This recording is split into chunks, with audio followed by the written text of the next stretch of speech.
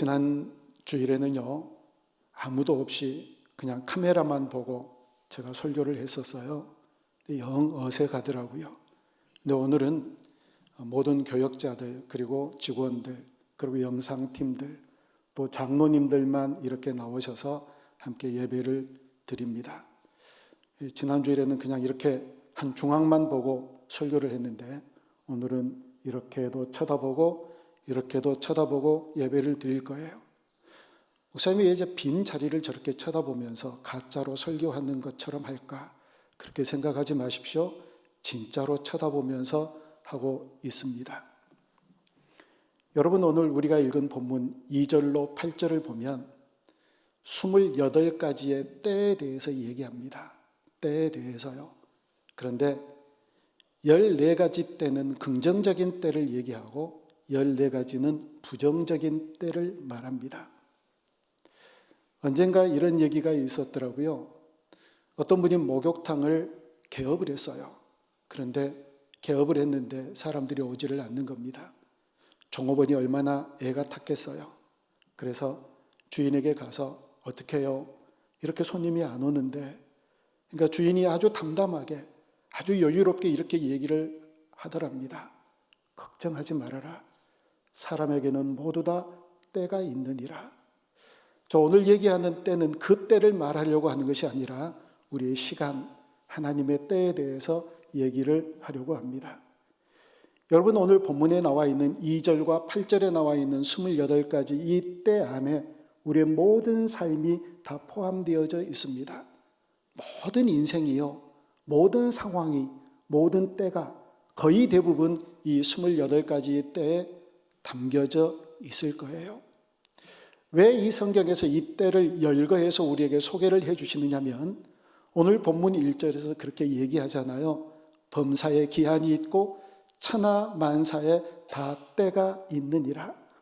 범사에 기한이 있답니다. 천하 만사에 다 때가 있답니다. 그런데 사람들은 어떻게 생각을 하느냐면, 이 일은 그러려니 합니다.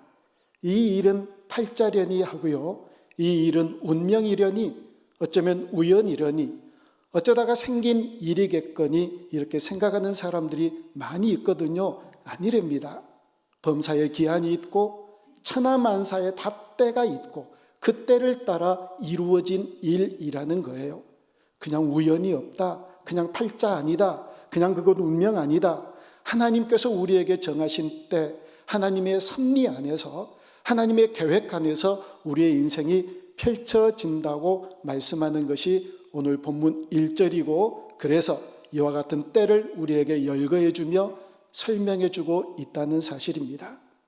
우리의 모든 인생의 걸음걸음, 우리가 만나는 모든 시간들 다 하나님의 계획과 섭리 안에 있음을 믿습니다.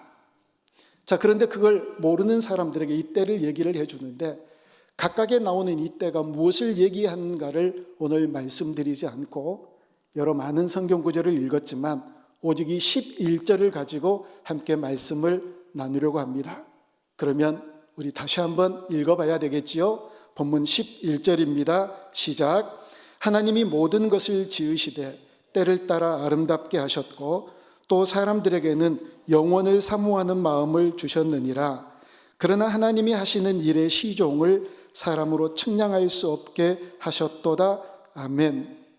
자, 이 11절 말씀을 가지고 세 가지로 나누어서 말씀을 드리려고 합니다. 첫 번째는요, 하나님이 모든 것을 지으셨답니다. 여기서 지으셨다는 얘기는 만들었다라고 하는 그런 개념이 아니라 통치 안에 있다는 얘기입니다. 모든 것이 하나님의 통치 아래에 있습니다. 우리가 잘못 알 수 있는데요, 예수 안 믿는 사람들은요, 예수 안 믿는 사람들도 하나님의 통치 아래에 있습니다. 보세요. 애굽의 바로도, 그리고 바벨론의 왕도, 페르시아 왕도 모두 다 하나님께서 사용하시는 도구였습니다. 예수 안 믿는 사람들도 하나님의 도구로 사용되어졌거든요. 그들이 하나님의 통치 아래 있기 때문입니다. 심어주는 동물들도 이 세상의 그 어떤 것도 하나님의 통치를 벗어날 수 있는 것은 아무것도 없거든요. 자, 생각해 보세요. 예수 안 믿는 사람들은 어떨 때 하나님께서 사용하시는 도구로 사용하시는데 나쁜 도구로 사용할 수 있거든요. 어떨 때는 예수 믿는 사람들을 괴롭히는 도구로 사용할 수 있고, 우리를 그리스도인으로, 온전한 그리스도인으로 만들어 나가는 도구로 사용되어질 수 있고요. 아니, 어쩌면 예수 믿는 사람들 가운데서도 하나님의 기쁨을 주지 못하는 그런 도구로 사용되어질 수 있거든요. 그래서 우리가 기도해야 될 기도의 제목을 갖습니다. 하나님 나라를 위한 도구로 살게 해 주십시오.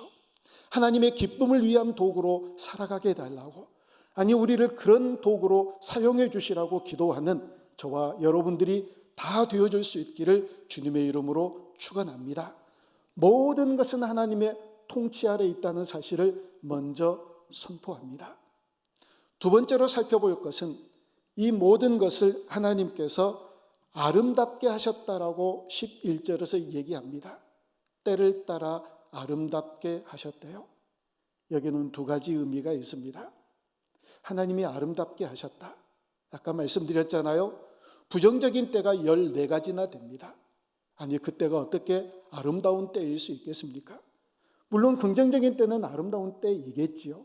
그런데 부정적인 때, 죽이고 찢기고 아프고 슬프고 그리고 전쟁이 일어나고 이런 부정적인 때가 어떻게 우리에게 아름다운 일일 수 있느냐는 겁니다.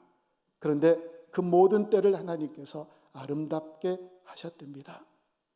이 말씀은 어떻게 이해해야 좋으냐면요, 여러분, 하나님께서 모든 부정적인 때를 사용하셔서 긍정적인 때를 감사하게 하셨고, 그 부정적인 때를 통하여서 긍정적인 때를 우리에게 허락하신 우리 하나님을 하나님으로 인정하게 하셨다는 얘기입니다.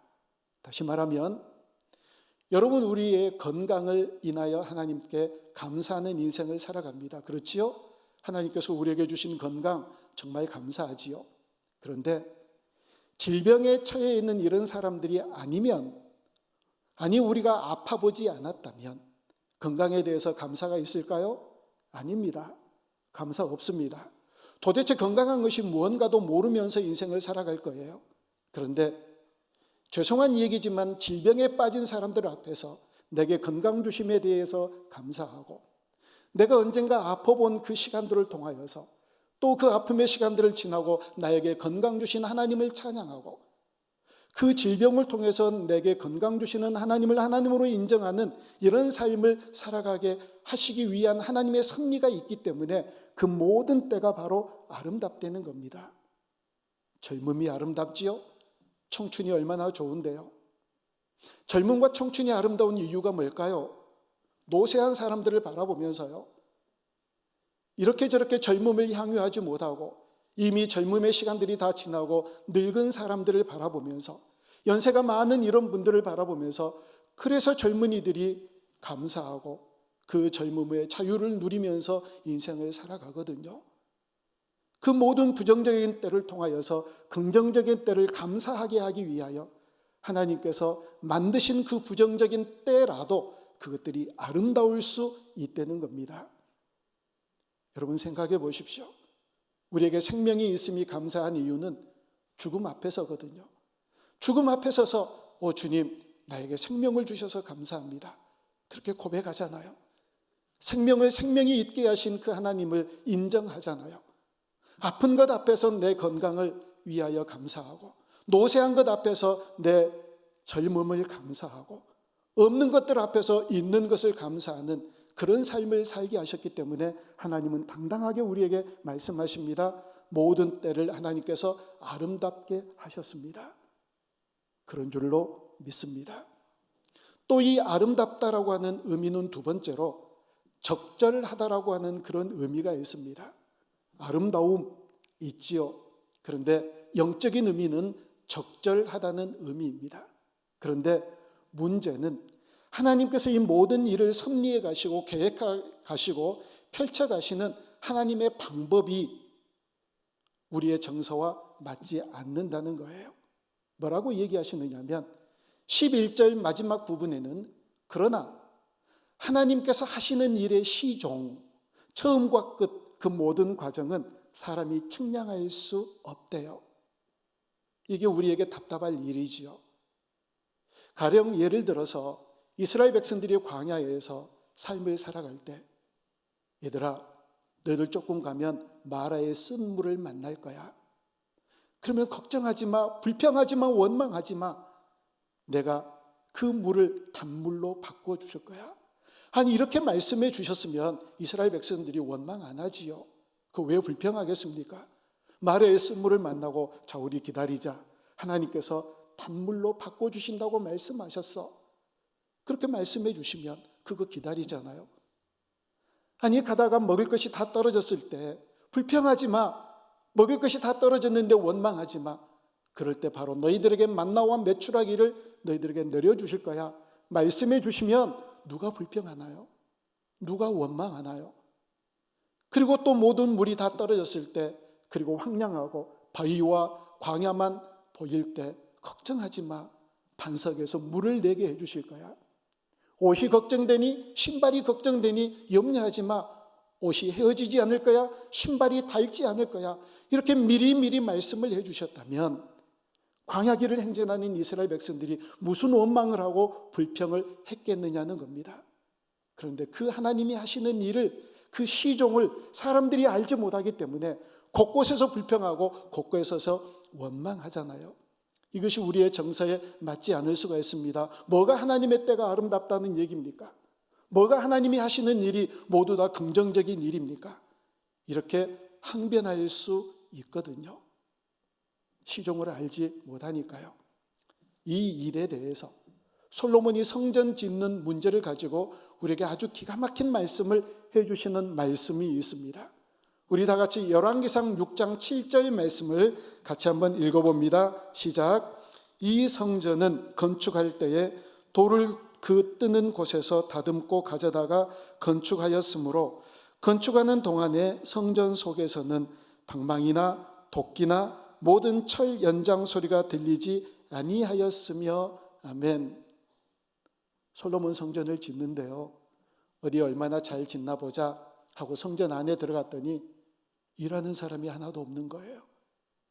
아니, 돌을 다듬는 소리도 나지 않고, 목수가 나무를 켜는 소리도 나지 않고, 톱질하는 소리도 나지 않고, 망치질하는 소리도 나지 않고, 아무런 소리도 나지 않는 겁니다.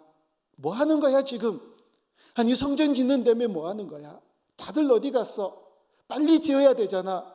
이렇게 생각하고 있을 때 알고 봤더니 귀에 들리지 않아도, 성전을 짓는 소리가 귀에 들리지 않았지만, 눈으로 보이지 않았지만 성전 바깥에서 다 돌을 다듬고 톱질하고 나무를 켜고 이렇게 저렇게 필요한 모든 도구들을 다 만들어서 마치 퍼즐을 짜듯이 그걸 가지고 와서 성전에서 하나 둘씩 다 꿰어 맞추니 소리가 나지 않는 거예요.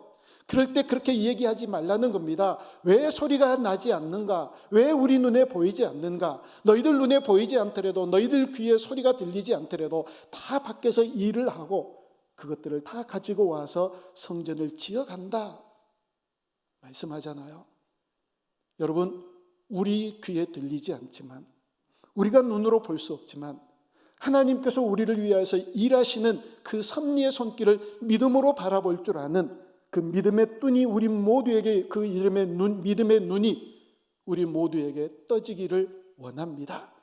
우리의 귀가 열려지기를 원합니다. 내 귀에 들리지 않아도, 내 눈에 보이지 않아도, 그래, 하나님이 지금 어디에서 일하신다. 하나님이 지금도 어디에서 섭리하시고 그 계획하신 일들을 펼쳐 가신다.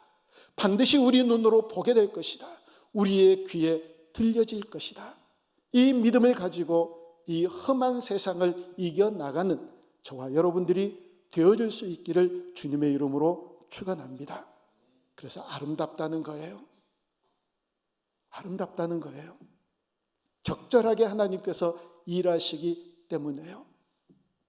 그래서 오늘 두 사람을 여러분들에게 소개를 해드리면서 이 사람들이 하나님의 때에 대해서 어떤 인생을 살았는가에 대해서 함께 말씀을 나누어 보려고 합니다. 첫째는 야곱이고 또 그 아들 요셉입니다. 여러분, 우리가 지금 창세기를 통해서 야곱의 인생에 대해서 함께 말씀을 묵상하고 있잖아요. 야곱이 어떤 사람이었습니까? 하나님의 때를 기다리지 못하고 자기의 통밥으로, 자기의 노력으로, 자기의 꾀를 짜서 장자권을 빼앗아서 도망가잖아요. 그런데 놀라운 것은 그 도망가는 길에도 하나님께서 나타나셔서 그에게 은혜를 베풀어 주셨잖아요. 아니, 한 대 맞아야 돼요. 너 왜 내 때를 기다리지 않고 네 꼼수로 그렇게 일을 했느냐. 그런데 놀랍게도 하나님은 야곱에게 나타나셔서 그 들에서 돌베기를 베고자 하는 야곱에게 나타나셔서 내가 너와 함께 할 것이다. 내가 반드시 다시 돌아오게 할 것이다. 내가 너를 떠나지 아니하리라고 약속해 주세요. 여러분, 이거 놀라운 약속이거든요. 우리의 생각을 넘어서는 하나님의 약속입니다. 그리고 삼촌 집에 갔더니 자기보다 한 수 위에 욕심쟁이 삼촌을 만납니다. 20년 동안 죽으라고 고생을 하고 나서 이제 모든 때를 이루어서 삼촌 집에서 도망하듯 나왔는데 라헬이 드라빔을 훔쳐가지고 나오잖아요. 하나님은요, 그 야곱과 라헬을 추격하는 이 라반에게 나타나셔서 너 야곱 건들지 마, 이렇게 은혜를 베풀어 주셨거든요. 그리고 무탈하게 라반과 헤어집니다. 그 다음에 야곱에게 가장 두려운 것은 에서를 만나는 일이었거든요. 그 에서를 만날 때 하나님 이 두려움에서 건져달라고 야복강의 나루터에서 하나님의 천사와 씨름했던 야곱을 우리가 기억하잖아요. 그때 또 하나님은 에서에게 나타나셔서 너 야곱 건들지 마 말씀해 주셨거든요. 라반에게도 에서에게도 야곱을 건들지 못하도록 야곱을 보호해 주셨던 하나님이셨어요. 그런데 디나가 강간당하는 사건 이후에 야곱의 고백을 우리 한번 창세기 34장 30절에서 같이 한번 읽어봅니다. 시작. 야곱이 시므온과 레위에게 이르되 너희가 내게 화를 끼쳐 나로 하여금 이 땅의 주민 곧 가나안 족속과 브리스 족속에게 악취를 내게 하였도다. 나는 수가 적은즉 그들이 모여 나를 치고 나를 죽이리니 그러면 나와 내 집이 멸망하리라. 아멘. 자, 여러분, 이 성경 구절을 한번 다시 보십시오. 야곱이 시므온과 레위, 그 사륙의 광경, 그 사륙의 모든 상황을 주도적으로 이끌었던 시므온과 레위에게 얘기합니다. 그런데 이 한 짧은 한 구절에서 어떤 단어가 가장 많이 나오는지 지금 제가 힘주어서 읽어볼 테니까 한번 세보세요. 야곱이 시므온과 레위에게 이르되 너희가 내게 화를 끼쳐 나로 하여금 이 땅의 주민 곧 가나안 족속과 브리스 족속에게 악취를 내게 하였도다.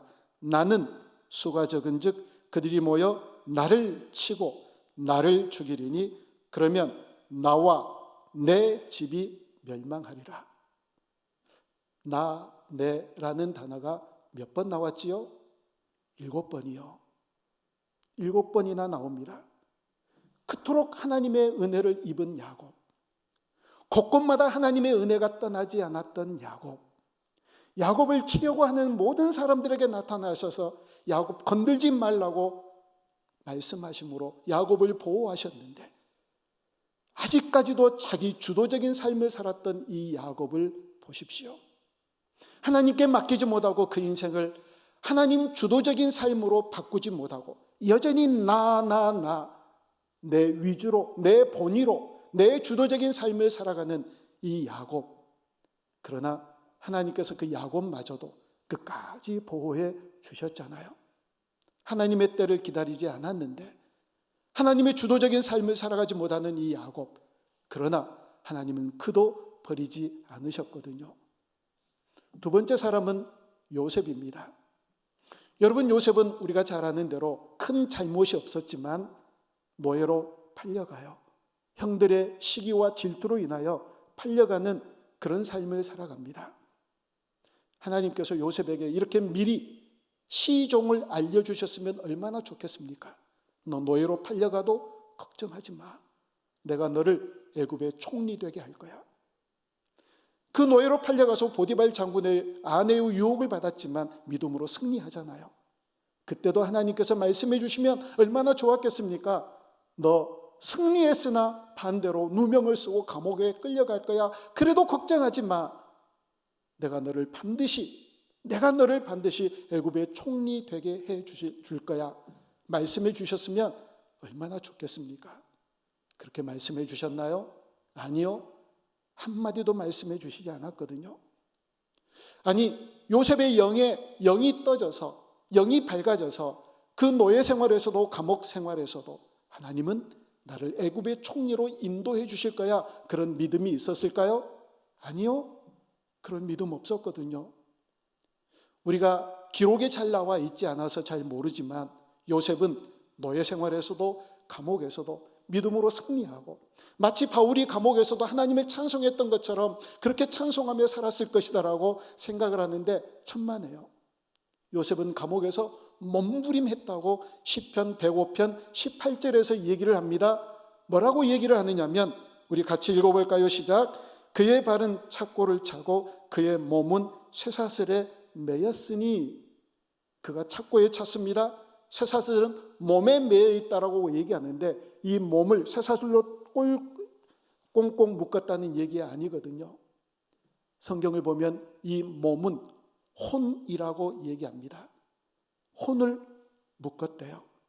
성경을 이렇게 보면은요, 몸에 이렇게 밑에, 성경 밑에 설명해 놓은 단어가 있어요. 히브리어로 혼 이렇게 써져 있어요. 너무 힘들 때, 그리고 너무 당황스럽고 갑작스러운 그런 일을 만날 때 우리가 그렇게 얘기하잖아요. 나 혼났어. 여러분, 어떻게 혼을 쇠사슬로 묶어요? 우리 혼을 쇠사슬로 묶을 수 없잖아요. 요셉이 그렇게 몸부림했다는 거예요. 하나님 왜 이러십니까? 내가 도대체 무슨 잘못을 했습니까? 만약에 영이 떠져서 그가 총리가 될 것을 바라보았다면 이렇게 몸부림하지 않았겠죠. 룰루랄라 했겠지요. 노예로 있지만, 감옥에 갇혔지만, 그러나 나는 총리가 될 거야. 아니, 그걸 이미 알았다면 술 맡은 관원장에게 자기의 억울함을 바로에게 알려달라고 뭐라고 그렇게 부탁을 했겠어요? 요셉도 그렇게 몸부림했거든요. 자, 그런데 이 야곱과 요셉의 마지막 고백들을 우리가 살펴보아야 됩니다. 이렇게 살아갔던 야곱이 마지막 모든 자녀들에게 축복을 할 때 요셉에게 축복한 말씀이 창세기 49장 26절에 등장합니다. 같이 읽습니다. 시작. 내 아버지의 축복이 내 선조의 축복보다 나아서 영원한 산이 한 없음같이 이 축복이 요셉의 머리로 돌아오며 그 형제 중 뛰어난 자의 정수리로 돌아오리로다. 아멘. 자, 이 말씀을 보면은요, 내 아버지의 축복이 내 선조의 축복보다 낫다라고 말합니다. 야곱의 아버지의 선조가 누구지요? 아브라함과 이삭이잖아요. 아브라함과 이삭의 축복보다 자기의 축복이 더 낫대요. 야곱이 지금 착각하는 거지요? 아니, 아무리 들여다봐도 아브라함과 이삭의 축복만큼 어떻게 야곱이 더 많은 축복을 받았다고 얘기할 수 있나요? 말이 안 되잖아요. 그런데 선조의 축복보다 이 너의 아비, 이 야곱의 축복이 더 낫다라고 얘기하는 이유가 뭐냐면, 야곱은요, 그 선조들보다 하나님이 어떤 분이신가를 깊이 알았거든요. 실패를 통해서, 욕심을 부리는 것을 통해서, 자기께로 인생을 살았던 그 우여곡절의 많은 인생길을 통하여서 하나님이 누구이신가, 하나님이 어떤 분이신가, 어느 때에도 함께 하셨던 하나님, 어떤 사건 속에서도 개입하시고 섭리하셨던 하나님, 어느 누구보다도 그가 그 하나님을 깊이 경험했기 때문에 그 하나님을 그대로 자녀에게 전수해 주면서 이 축복이 더 큰 축복이다 라고 얘기를 하는 거예요. 경험한 하나님, 자기 자신이 경험한 하나님, 자기 자신의 역사 가운데서 개입하셨던 하나님, 그 인생에 간섭하셨던 그 하나님을 고스란히 요셉에게 전수해 주면서 이 축복이 더 커, 이 축복이 더 커. 이걸 알면 되니까요. 모르는 것보다 이 사실을 아는 것이 얼마나 놀라운 축복인지 모르니까요. 그렇게 고백하거든요. 여러분, 야곱이 그렇게 고백을 합니다. 그런데 요셉은요, 요셉이 총리가 되어가지고 형들을 만납니다. 그리고 아버지를 다 오시게 해서 모든 가족들과 함께 애굽 땅 고센에서 살게 되지요. 형들이 요셉을 처음 만났을 때 형들의 얘기가, 그들의 걱정과 근심이 뭐였느냐면, 큰일 났네, 요셉이 높은 자리에 앉아서 우리에게 보복하면 어떻게 될까? 이때 요셉이 그랬거든요. 걱정하지 말라고요. 당신들을 구원하기 위해서 나를 하나님께서 먼저 보내셨다고 얘기하거든요. 그런데 야곱이 죽었어요. 이때 형들이 또 걱정을 해요. 이제까지 우리가 무사했던 것은 아버지가 살아계셨기 때문이다. 그런데 이제 아버지가 돌아가셨으니 요셉이 우리에게 본격적으로 보복을 해올 것이다.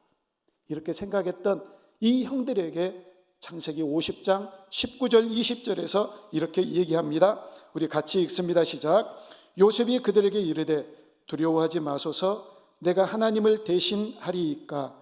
당신들은 나를 해하려 하였으나 하나님은 그것을 선으로 바꾸사 오늘과 같이 많은 백성의 생명을 구원하게 하시려 하셨나니. 아멘. 당신들은 나를 해하려 했지만 하나님의 뜻은 다른 데 있었습니다. 하나님의 생각은 다른 데 있었습니다. 라고 얘기를 하는 거예요. 여러분, 이 모든 사실을 알게 되면 우리가 아까 읽지는 않았지만 전도서 3장 12절부터 14절에서 뭐라고 고백할 수 있느냐면 이런 고백할 수 있거든요. 이 고백이 우리의 고백이 되어지기를 원합니다. 우리 다 같이 읽어봅니다. 시작.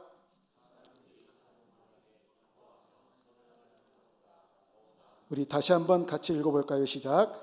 사람들이 사는 동안에 기뻐하며 선을 행하는 것보다 더 나은 것이 없는 줄을 내가 알았고 사람마다 먹고 마시는 것과 수고함으로 낙을 누리는 그것이 하나님의 선물인 줄도 또한 알았도다. 하나님께서 행하신 모든 것은 영원히 있을 것이라 그 위에 더할 수도 없고 그것에서 덜할 수도 없나니 하나님이 이같이 행하심은 사람들이 그의 앞에서 경외하게 하려 하심인 줄을 내가 알았도다. 아멘. 이 얘기를 한마디로 해석을 하면 이런 얘기거든요. 우리가 다 하나님의 때에 있다는 사실을 알면, 우리가 하나님의 섭리와 계획 속에 있다는 사실을 알면 정말 행복해집니다. 그 사실을 이제 알았다는 거예요. 이제 알았어.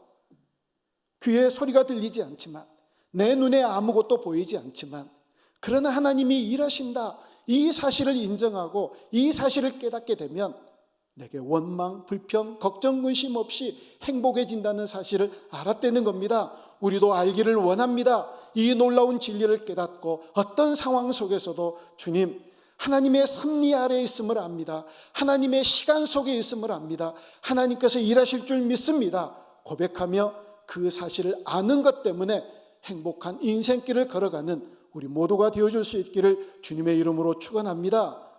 그 영적인 깨달음을 하나님께서 우리에게 선물로 주심을 알았다는 겁니다. 13절에 알았다는 얘기는 그 얘기거든요. 그 영적인 깨달음, 내가 잘나서 깨달은 게 아니라 하나님이 우리에게 선물로 주셔서 깨달은 줄로 믿습니다. 세 번째 깨달음은 그렇기 때문에 하나님의 시간을 인정하고, 맞아, 하나님이 그래서 하나님이시구나, 그래서 하나님이 하나님 되심을 인정하고 그 하나님께 맡길 수 있는 그런 인생이 되었다는 사실에 대해서 알았다고 얘기합니다. 여러분, 그 사실을 아는 사람들이 12절부터 24절에 나온 고백이 우리의 동일한 고백이 되어질 줄로 믿습니다. 사랑하는 성도 여러분, 코로나 바이러스 때문에 안타까운 심정으로 살아갑니다. 어쩌면 이런 일이 다 있을 수 있을까? 종말에 있게 될 여러 가지 많은 현상들을 성경에서 듣고 또 읽고 과연 이런 일이 있을까라고 생각했던 일들이 지금 일어나고 있잖아요. 그러나 염려하지 마십시다. 우리 눈에 보이지 않지만 그 흔한 카톡에다가 하나님께서 문자 하나 보내주시지 아니하시지만, 우리 귀에 들리지 않지만 이 모든 일들을 통하여 하나님께서 반드시 일하고 역사하시고 섭리하실 줄로 믿습니다. 우리의 인생의 시간에, 우리의 인생의 역사 가운데, 우리 인생의 시간 가운데 하나님은 일하십니다. 반드시 역사하십니다. 그래서 나를 슬프게 하는 일, 나를 기쁘게 하는 일, 이런 일들에 일희일비하지 아니하고 하나님이 일하심을 믿고 의지하며 반드시 이 모든 사태를 통하여 일하실 하나님의 역사를 바라보며 이 모든 일들이 지나간 다음에 그렇구나, 하나님이 이 일 때문에 일하셨구나, 하나님이 이 일을 이루시려고 이와 같은 일들을 만드셨구나, 이렇게 고백하고 하나님의 때, 하나님의 시간에 우리의 인생을 맡겨드리는 복된 인생길 걸어가게 될 줄로 믿습니다. 하나님의 시간, 하나님의 때를 믿음으로 담대하게 기다리며 두려움, 초조, 걱정, 근심, 모든 염려, 이것은 하나님이 어떻게 일하시는 것을 보지 못한 사람들이 하는 일이거든요. 사람이 하나님이 하시는 일의 시종을 측량할 수 없을 만큼 하나님은 반드시 일하십니다. 그 일하심을 믿고 평안으로, 그 일하심을 어떻게 일하시는지를 오히려 설레고 기대하는 마음으로 기다릴 때 놀라운 하나님의 역사를 반드시 바라보게 될 줄로 믿습니다. 그 하나님의 시간 속에서, 하나님이 이루어 가시는 그 때 속에서 평안하고 그리고 담대한 믿음으로 승리하는 우리 모두가 되어줄 수 있기를 주님의 이름으로 축원합니다.